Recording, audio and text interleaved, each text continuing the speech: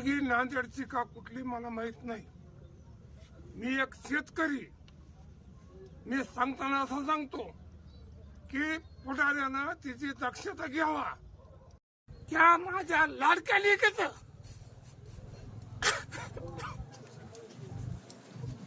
कौतुक घ्यावा आणि तिची हाल करू नये. समजा जग खाऊन मोकळा झाला पण माझ्या लेकीची किंमत करा. ही माझी एकट्याची नाही, समजा जगाची लेक आहे. ह्याच्यामुळे मी काही बोलू शकत नाही.